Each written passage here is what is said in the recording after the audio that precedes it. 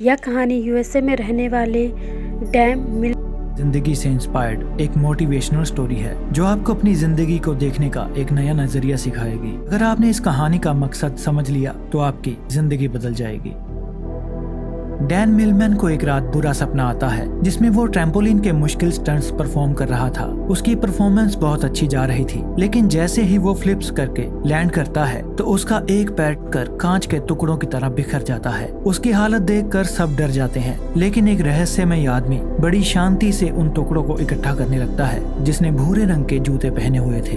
Dan घबराकर नींद से जाग जाता है। तब रात के 3 बज रहे थे और वो खुद को शांत करने के लिए बाहर वॉक करने चला जाता है। वॉक के दौरान वो एक गैस स्टेशन पर पहुंचता है जिसके साथ एक ग्रोसरी स्टोर था। वो वहां से कुछ सामान लेता है। तभी एक बूढ़ा आदमी अंदर आता है जिसने बिल्कुल वैसे ही जूते पहने थे जैसे डैन ने अपने सपने में देखे थे। डैन उसे कहता है कि तुम्हारे पैरों में अलग अलग जूते हैं। जवाब में वो आदमी कहता है कि इनमें से एक जूता नया है और दूसरा पुराना। फिर डैन स्टोर से बाहर आ जाता है और वो आदमी भी बाहर एक कुर्सी पर बैठ जाता है। पर अगले ही पल जब डैन पीछे मुड़कर उस आदमी को देखता है तो वो आदमी स्टोर की छत पर पहुंच चुका था, जो काफी शॉकिंग था क्योंकि एक बूढ़े आदमी के लिए बिना किसी सहारे के इतनी जल्दी छत पर पहुंच जाना नामुमकिन बात थी। डैन उससे पूछता है कि उसने ऐसा कैसे किया, लेकिन वो आदमी रहस्यमय ढंग से चुपचाप उसकी ओर देखता रहता है। तो डैन वहां से चला जाता है। फिर डैन कॉलेज में ट्रैम्पोलिन की प्रैक्टिस करने के लिए जाता है। डैन अपने कॉलेज का बेहतरीन ट्रैम्पोलिनिस्ट था, लेकिन वो अपनी परफॉर्मेंस से सेटिस्फाइड नहीं था। वो खुद को दूसरों से बेहतर समझता था, इसीलिए वो थोड़ा घमंडी भी था। अपने आप को बेहतर साबित करने के लिए वो डबल फ्लिप्स की बजाय ट्रिपल फ्लिप्स की प्रैक्टिस कर रहा था, जो बेहद मुश्किल और खतरनाक स्टंट था। ऐसा स्टंट करके वो बेस्ट एथलीट बनना चाहता था, क्योंकि ऐसा स्टंट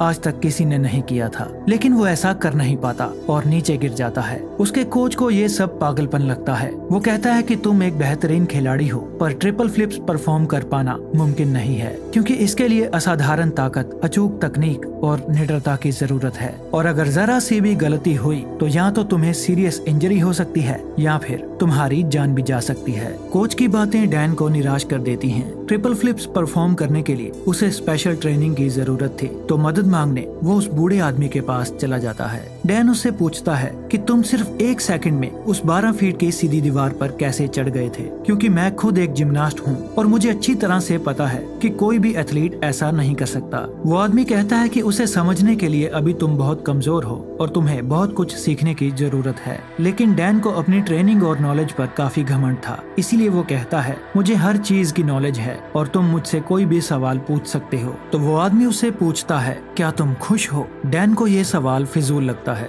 फिर भी वो कहता है मेरे डैड के पास ढेर सारा पैसा है, पढ़ाई में मुझे बढ़िया ग्रेड्स मिलते हैं, मेरे अच्छे दोस्त हैं, मैं देखने में भी सुंदर हूँ और लड़कियां मुझे पाने के लिए मरती हैं। जवाब में वो आदमी कहता है कि अगर तुम्हारे पास सब कुछ है तो फिर तुम रात में सो क्यों नहीं पाते, क्योंकि कल भी तुम रात के 3 बजे मेरे पास आए थे और आज फिर तुम 3 बजे यहाँ आए हो। उसकी बातें सुनकर डैन उसकी तुलना महान फिलोसफर सोक्रेटिस के साथ करने लगता है और उसे सोक्रेटिस के नाम से ही बुलाने लगता है। इसके बाद वो आदमी पूछता है कि अगर तुम ओलंपिक टीम का हिस्सा ना होते तो तुम क्या करते। ये सवाल डैन को अंदर से हिलाकर रख देता है, क्योंकि उसने ओलंपिक के अलावा कुछ भी सोचा नहीं था। पर उस आदमी ने ये सवाल पूछा क्यों? डैन को लगता है कि वो आदमी संकी है, तो घबराकर डैन वहाँ से चला जाता है और उसे भूलने की कोशिश करने लगता है। अपनी रोजमर्रा की जिंदगी की तरह वो अपने दोस्तों के साथ क्लब में एंजॉय करता है, शराब पीता है और लड़कियों को इम्प्रेस करके रात में उनके साथ वक्त बिताता है। पर इसी दौरान अचानक से सिर्फ एक पल के लिए सोक्रेटिस उसके सामने आ जाता है, जो एक इशारा था ताकि डैन अपनी हरकतें सुधार सके। तो डैन सोक्रेटिस से मिलने उसके पास चला जाता है। उन दोनों में थोड़ी बातचीत के बाद जॉय नाम की लड़की खाना लेकर आती है। फिर वो दोनों खाना खाने लगते हैं। तब डैन अपने मुंह में खाना ठूसने लगता है और जल्दी जल्दी खाने लगता है, लेकिन सोक्रेटिस कहता है कि तुम्हें अपना खाना आराम से एंजॉय करके खाना चाहिए। वो कहता है कि तुम में बहुत सी गलत आदतें हैं और अगर तुम मुझसे ट्रेनिंग करना चाहते हो तो no TV, no meat, no alcohol, no drugs and no physical relationships. लेकिन डैन को अपनी ट्रेनिंग पर काफी घमंड था, तो सोक्रेटिस उसे सिर्फ 5 मिनट के लिए स्क्वाड पोजीशन में खड़ा रहने के लिए चैलेंज करता है, जो देखने में तो सिंपल लगता है, लेकिन उन 5 मिनट्स में डैन का सब्र जवाब देने लगता है और वो टेबल से गिर जाता है। अपना घमंड टूटने और खुद को बेइज्जत महसूस करने के बाद डैन गुस्से में वहाँ से जाने लगता है। तो सोक्रेटिस कहता है सेल्फ एक्सपीरियंस हमें बहुत सी नई चीजें सिखाता है। हमारे अंदर हर सवाल का जवाब है, इसीलिए बाहर से सोचना बंद करो और अपने अंदर अपने सेल्फ एक्सपीरियंस से उनके जवाब ढूंढो। फिर तुम्हें पता चलेगा कि तुम रात को इसलिए नहीं सो पाते क्योंकि तुम अंदर से खाली हो और तुम्हें खुद के खालीपन से डर लगता है। वो ये भी कहता है कि एक योद्धा के लिए शरीर और दिमाग दोनों पर नियंत्रण होना बहुत जरूरी है और वो डैन को एक वॉरियर यानी एक योद्धा की तरह ट्रेन करने के लिए मान जाता है। अगले दिन डैन जब कॉलेज आता है तो उसे पता चलता है कि उसके दोस्त काइल के हाथ में प्रैक्टिस के दौरान फ्रैक्चर आ गया है और अब काइल ओलंपिक में क्वालिफाई नहीं कर पाएगा। टीम का कोच इस बात से परेशान था क्योंकि काइल पॉमेल हॉर्स जिम्नास्ट में सबसे बेहतरीन खिलाड़ी था। रात को डैन फिर से सोक्रेटिस से मिलने जाता है। सोक्रेटिस एक गाड़ी ठीक कर रहा था और वो डैन से रेंच मांगता है। डैन जानबूझकर रेंच को उसकी तरफ तेजी से फेंकता है, लेकिन सोक्रेटिस बिना उसकी तरफ देखे बड़ी आसानी से उसे कैच कर लेता है। डैन दोबारा से ऐसा करता है और सोक्रेटिस फिर से उसे कैच कर लेता है। सोक्रेटिस कहता है, हमारे दिमाग में लाखों बेतुके विचार चलते रहते हैं जो हमारे लक्ष्य को धुंधला बनाकर हमें भटका देते हैं। फिर वो डैन को थप्पड़ मारकर उकसाता है और जवाब में उसे पंच मारने के लिए कहता है। पहले तो डैन शांत रहता है, लेकिन जब वो सोक्रेटिस पर हमला करता है तो सोक्रेटिस उसे बड़े आराम से हरा देता है। फिर वो कहता है कि अपने लक्ष्य के अलावा जो कुछ भी तुम्हारे दिमाग में चल रहा है वो सब बेकार है। उस कचरे को अपने दिमाग से बाहर निकाल दो। और कल सुबह उसे कैंपस में ब्रिज के पास बुलाता है। अगले दिन जब डैन ब्रिज के पास पहुंचता है तो सोक्रेटिस उसे धक्का देकर पानी में गिरा देता है। गुस्से में डैन उस पर चिल्लाने लगता है। तब सोक्रेटिस कहता है, जब तुम नीचे गिर रहे थे तब तुम्हारा दिमाग बिल्कुल खाली था और अब फिर से उसमें कचरा भर चुका है। डैन गुस्से में कहता है, मेरे दिमाग में कोई कचरा नहीं भरा है। तो सोक्रेटिस डैन के माइंड को कंट्रोल करके वो सब देखने लगता है जो उसके दिमाग में चल रहा था।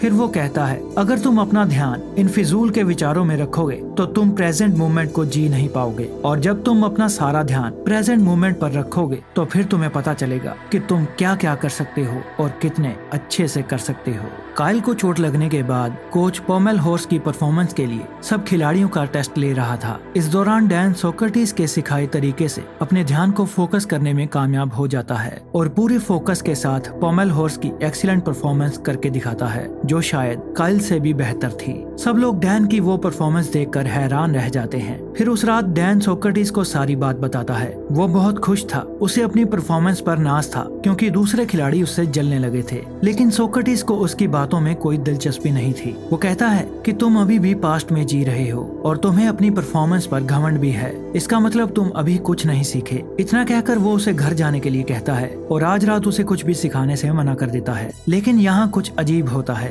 डैन वहाँ छुपकर सुबह होने का इंतजार करता है और सोक्रेटिस का पीछा करने लगता है। सोक्रेटिस डैन के कॉलेज में प्रैक्टिस रूम के अंदर चला जाता है और शेड के एक पोल पर बैठ जाता है। जब डैन उसके पास जाकर बैठता है तो वो महसूस करता है कि वो सब खिलाड़ियों के दिमाग को पढ़ने लगा है, जो उनके दिमाग में चल रही बातों को सुन सकता है। और हैरानी तो तब होती है जब डैन खुद को उस प्रैक्टिस हॉल में आता हुआ देखता है। ये देखकर वो नीचे गिर जाता है। फिर उसे एहसास होता है कि ये सब उसका भ्रम है। ना तो सुबह हुई थी और ना ही उसने सोक्रेटिस का पीछा किया था। ये तो सोक्रेटिस उसके दिमाग से खेल रहा था। सोक्रेटिस कहता है कि अभी तो बहुत कुछ सीखना बाकी है, लेकिन डैन बहुत बुरी तरह से डर चुका था, जो घबराकर वहाँ से चला जाता है। उस घटना का डैन पर उल्टा असर पड़ता है। उसका कॉन्फिडेंस नीचे गिरने लगा था, जो उसके दोस्त भी नोटिस करते हैं और उसका कोच भी, क्योंकि उसकी परफॉर्मेंस डाउन होने लगी थी। अगले दिन वो पार्क में जॉय को देखता है जो सोक्रेटिस के लिए खाना लेकर आई थी। वो उसे कहता है कि मुझे लगा था कि सोक्रेटिस के तरीकों से मैं बेहतर एथलीट बन सकता हूँ, लेकिन मेरे साथ बिल्कुल उल्टा हो रहा है। फिर सोक्रेटिस डैन से वो सब करवाता है जो उसने आज से पहले कभी नहीं किया था, जैसे कि कचरा साफ करना, लोगों की गाड़ी में पेट्रोल भरना, टॉयलेट साफ करना और no TV, no alcohol, no meat, no drugs और नो फिजिकल रिलेशनशिप्स। डैन ये सब कर तो रहा था, लेकिन उसे ये सब फिजूल लग रहा था। उसकी परफॉर्मेंस इम्प्रूव होने की बजाय और खराब होती जा रही थी, क्योंकि वो सोक्रेटिस की टीचिंग्स को समझ नहीं पा रहा था। और एक दिन तंग आकर वो सोक्रेटिस से झगड़ने लगता है। वो कहता है कि टॉयलेट साफ करके मैं कौन सा योद्धा बन सकता हूँ, लेकिन सोक्रेटिस कहता है कि मैं तुम्हें किसी भी कंडीशन में मेडिटेट करना सिखा रहा था और इससे तुम्हारा घमंड और बुरी आदतें कम हो जाएंगी। पर डैन का गुस्सा बढ़ता ही जा रहा था। वो कहता है कि तुमने पहले दिन मुझसे पूछा था कि क्या मैं खुश हूँ, तो आज मैं तुमसे पूछता हूँ कि क्या तुम इस बेकार गैस स्टेशन में खुश हो। दरअसल डैन को लगता है कि सोक्रेटिस एक लूजर है जो अपनी जिंदगी में ज्यादा पैसे कमाकर कामयाब नहीं हो पाया, और उसकी फिलोसफी से भरी बातें सुनकर वो गलती से उसके जाल में फंस गया है। सोक्रेटिस उसे अपने इमोशंस को कंट्रोल करने के लिए कहता है, लेकिन डैन तो उसकी एक भी सुनने को तैयार नहीं था। और गुस्से में वो सोक्रेटिस से कहता है कि मैं अपनी खुशी खुद ही तलाश कर लूंगा और अपनी ट्रेनिंग छोड़कर वहाँ से चला जाता है। अफसोस डैन ये समझ नहीं पाया कि सोक्रेटिस उसे सर्विस टू अदर्स यानी निस्वार्थ भाव से दूसरों की सेवा करना सिखा रहा था, जिससे उसका घमंड कम हो सकता था। खैर डैन ने फिर से अपनी पुरानी लाइफस्टाइल को अपना लिया था, जैसे कि क्लब में शराब पीना, मीट खाना, लड़कियों के साथ सोना और तेज रफ्तार मोटरसाइकिल चलाना। और एक दिन जब वो अपनी तेज रफ्तार मोटरसाइकिल पर बैठकर कहीं जा रहा था, तब उसका एक गाड़ी के साथ एक्सीडेंट हो जाता है और वो कुछ फीट हवा में उछलकर दूर जाकर गिरता है। तब कांच के टुकड़े वैसे ही टूटते हैं जैसा उसने अपने सपने में देखा था। फिर हॉस्पिटल में डॉक्टर उसे बताता है कि उसकी दाहिनी टांग की हड्डी सिर्फ टूटी नहीं है, बल्कि वो चकनाचूर हो चुकी है, जिसके अलग अलग 17 फ्रैक्चर हो चुके हैं और इसी वजह से ऑपरेशन के दौरान उसकी टांग में एक स्टील की रोड भी डालनी पड़ी है। डॉक्टर कहता है कि अगर तुमने ठीक से अपना ख्याल रखा तो तुम 1-2 महीनों में अपने पैरों पर चलने लगोगे, सिर्फ चलने। डैन को पता चल चुका था कि उसका ओलंपिक में जाना लगभग नामुमकिन हो चुका है, क्योंकि उसे चलने के लिए भी बैसाखी का सहारा लेना पड़ता था और उसकी ट्रेनिंग भी पूरी तरह से बंद हो चुकी थी। टांग टूटने के बाद अब उसका घमंड भी टूट चुका था। फिर एक दिन जोए उससे मिलती है। उसे डैन की फिक्र हो रही थी, क्योंकि ओलंपिक में जाने का उसका सपना टूट चुका था। उन दोनों में अच्छी अंडरस्टैंडिंग थी और वो दोनों एक दूसरे को पसंद करने लगे थे। अपने सपने को वो यूं ही टूटते हुए नहीं देखना चाहता था, इसीलिए वो अपने कोच से मिलता है और कहता है कि मैं 3rd राउंड से तो चूक जाऊंगा, लेकिन 8 महीने बाद फाइनल क्वालिफायर राउंड है और मैं उसमें परफॉर्म करूंगा, जिसके लिए उसने ओलंपिक कमेटी में पिटीशन भी फाइल कर दी है। लेकिन कोच को उसकी हालत देखकर लगता है कि डैन अब कभी भी कंपटीशन में हिस्सा नहीं ले पाएगा, क्योंकि उसके पैर में स्टील की रोड डली है और डॉक्टर्स ने भी उसे ट्रेनिंग करने से मना किया है। अपने सपने को टूटता हुआ देखकर डैन गुस्से से भर जाता है और वो अपनी ट्रॉफीज को तोड़ने लगता है। ये दौर उसकी जिंदगी का सबसे मुश्किल दौर था। उसका सब कुछ बर्बाद हो चुका था। अब उसके जिंदा रहने का कोई मकसद नहीं था, तो अपनी जिंदगी खत्म करने के लिए वो एक ऊंचे क्लॉक टावर पर चढ़ जाता है। इससे पहले कि वो नीचे कूद पाता, वहाँ कुछ अजीब होता है। उसे एक शख्स नजर आता है जो और कोई नहीं बल्कि उसकी खुद की ही एक रिफ्लेक्शन थी। वो परछाई उसके घमंड, उसके गुस्से, उसके डर, उसके डाउट्स और उसके अंदर चल रही उथल पुथल को दर्शाती है। वो और कोई नहीं बल्कि उसी के अंदर का शैतान था। वो डैन को नीचे कूदने के लिए खींच रहा था। डैन समझ जाता है कि अगर वो अपने अंदर की सभी बुराइयों को खत्म कर देगा तो उसके अंदर शांति आ जाएगी। तभी वो शैतान नीचे गिरकर हमेशा के लिए खत्म हो जाता है। लेकिन ये सब तो बस उसका एक सपना था। वो शैतान तो अभी भी उसके अंदर ही था। उसने अपने सपने के जरिए अपनी जिंदगी की सच्चाई को देखा था, तो मदद मांगने वो सोक्रेटिस के पास चला जाता है। डैन सोक्रेटिस के पास जाकर रोने लगता है। सोक्रेटिस कहता है हर चीज का एक मकसद होता है। वो डैन से कहता है कि अब तुम्हें अपने सवालों के जवाब अपने अंदर से ही ढूंढने पड़ेंगे और जब तक तुम्हें अपने अंदर से कोई खास जवाब नहीं मिलता तब तक तुम उस पुरानी कार के ऊपर बैठे रहो। डैन वहाँ बैठकर सोचने लगता है। उसके पास टाइम तो बहुत था, लेकिन वो क्या सोचे उसे ये मालूम नहीं था। वो बार बार अपने नए जवाब के साथ सोक्रेटिस से मिलता है, लेकिन हर बार सोक्रेटिस उसके जवाब से सेटिस्फाई नहीं होता। फिर सारी रात सोचने के बाद जब सुबह वो एक कपल को देखता है तो उसे अपना जवाब मिलता है कि हमारी जिंदगी का एक एक पल बहुत खास है, हमें अपनी जिंदगी की कदर करनी चाहिए। उसका ये जवाब सुनकर सोक्रेटिस खुश हो जाता है। डैन को अपनी जिंदगी की कीमत पता चल चुकी थी। अब क्लॉक टावर से कूदने के ख्याल उसके दिमाग में नहीं आएंगे। सोक्रेटिस के साथ रहते हुए वो बहुत सी बातें सीखता है। सोक्रेटिस उसके अंदर फिर से जीने की आशा भरता है और अपनी जिंदगी फिर से शुरू करने के लिए उसे इंस्पायर करता है। फिर एक दिन डैन अपने दोस्तों से मिलता है और पास्ट में अपने बुरे बिहेवियर के लिए उनसे माफी मांगता है। उसके दोस्त डैन का ये रूप देखकर हैरान हो जाते हैं। सोक्रेटिस के विचारों ने डैन को पूरी तरह से बदल दिया था और एक दिन डैन सोक्रेटिस से कहता है कि वो उसी की तरह लोगों की निस्वार्थ भाव से सेवा करने के लिए तैयार है। लेकिन सोक्रेटिस उसे उसकी जिम्नास्ट की ट्रेनिंग फिर से शुरू करने के लिए कहता है, पर डैन उससे सहमत नहीं होता। वो कहता है कि मेरी टांग में मेटल की रोड डली है, मैं ये नहीं कर सकता। सोक्रेटिस कहता है कि एक योद्धा कभी अपनी जीत या परफेक्शन की परवाह नहीं करता। उसे जो काम सबसे प्यारा है वो उसे करता रहेगा, चाहे उसमें उसकी जान क्यों न चली जाए। फिर वो डैन को प्रैक्टिस करने के लिए रिंग्स के पास ले जाता है, जिसे सोक्रेटिस ने तब बनाया था जब डैन हॉस्पिटल में दाखिल था। अपनी टांग में स्टील की रोड होने के बावजूद भी डैन पूरे दिल से प्रैक्टिस करता है और खुद को कंपटीशन के लिए तैयार करता है। और एक दिन जब वो प्रैक्टिस करने के लिए अपने कॉलेज में जाता है तब उसके दोस्त और कोच उसे देखकर हैरान हो जाते हैं। लेकिन डैन की परेशानी तो तब बढ़ती है जब उसका कोच उसे एक चिट्ठी देता है। ओलंपिक कमेटी ने डैन की पिटीशन को खारिज कर दिया था। उन्होंने डैन के डॉक्टर्स के साथ बात की और उसके कोच से भी पूछा, लेकिन कोच ने डैन को अपनी ईगो में आकर ट्रिपल फ्लिप्स करते हुए देखा था। उसे लगता था कि डैन अपनी परफॉर्मेंस के लिए पागलपन की किसी भी हद तक जा सकता है जो एक दिन खुद को ही मार डालेगा। इसलिए उसने डैन के फेवर में वोट नहीं किया। अपनी मंजिल के इतना करीब आकर एक बार फिर से उसका सपना टूट जाता है। सोक्रेटिस कहता है कि कोई अप्रूवल लेटर तुम्हें रोक नहीं सकती, तुम वो करते रहो जो तुम्हें अच्छा लगता है। लेकिन डैन कहता है कि मेरा मकसद सिर्फ प्रैक्टिस करना नहीं बल्कि ओलंपिक में गोल्ड हासिल करना है। सोक्रेटिस कहता है कि गोल्ड पाना सिर्फ एक लालच है,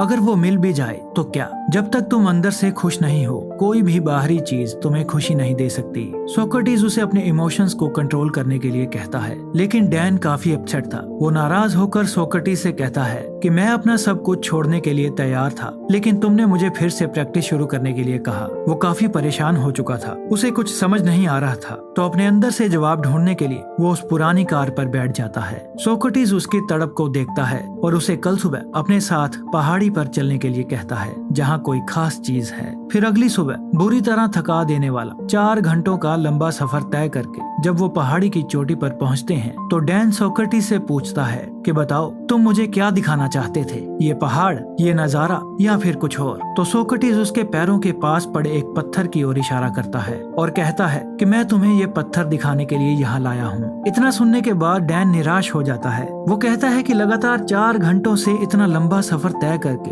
हम यहाँ इस मामूली पत्थर को देखने आए हैं। फिर उसे एहसास होता है कि सोक्रेटिस उसे कुछ समझाना चाहता है। थोड़ी देर सोचने के बाद वो समझ जाता है कि जब तक उसे मंजिल के बारे में पता नहीं था तब तक वो अपना सफर एंजॉय कर रहा था और वो खुश था। लेकिन जैसे ही वो मंजिल तक पहुंच गया उसकी खुशी खत्म हो गई, क्योंकि जो खुशी सफर में है वो मंजिल को पाने में नहीं। डैन ये भी समझ चुका था कि उसका गोल्ड हासिल करने का सपना भी इस पत्थर के समान ही है, जिसे हासिल करने या ना करने से कोई फर्क नहीं पड़ता, क्योंकि असली खुशी तो सफर के दौरान है। और अपने सफर को एंजॉय करते हुए वो बिना किसी की परवाह किए प्रैक्टिस हॉल में प्रैक्टिस करने लगता है। उसकी बेहतरीन परफॉर्मेंस देखकर सब हैरान हो जाते हैं और उसका कोच उसे फाइनल क्वालिफायर राउंड में ले जाने के लिए मान जाता है। डैन अपनी टीम के साथ सोक्रेटिस को भी ले जाना चाहता था, लेकिन जब वो गैस स्टेशन पहुंचता है तो वो देखता है कि सोक्रेटिस वहां से जा चुका है और उसके जगह आज ही एक नया लड़का आया है। वो गैस स्टेशन के अंदर जाकर भी देखता है, लेकिन सोक्रेटिस का कोई भी नामो निशान नहीं था। शायद वो अपना काम पूरा कर चुका था। फिर क्वालिफायर राउंड में डैन अपनी परफॉर्मेंस करता है। उसका अपने दिमाग पर पूरा कंट्रोल था। उसे गोल्ड पाने का लालच या डर नहीं था, वो तो बस इस पल को एंजॉय कर रहा था। एक्सीडेंट के बावजूद भी उसकी ऐसी परफॉर्मेंस देखकर सब लोग बहुत ज्यादा हैरान थे। इसके बाद डैन ने बर्कली की टीम के साथ अपना पहला नेशनल टाइटल जीता और उसने जॉय के साथ शादी भी कर ली थी। और बाद में डैन ने अपनी जिंदगी पर किताब लिखी जिसका नाम था way of the peaceful warrior, जिसने लाखों लोगों की जिंदगियों को बदल दिया। और ये मूवी इसी किताब पर आधारित है। आई होप आपने इस कहानी से बहुत कुछ सीखा होगा, तो इस कहानी को शेयर करें। अगर आपको डैन की कहानी पसंद आई है तो इस वीडियो को लाइक करें, हमारे चैनल को सब्सक्राइब करें और कमेंट्स में अपने व्यूज जरूर बताएं।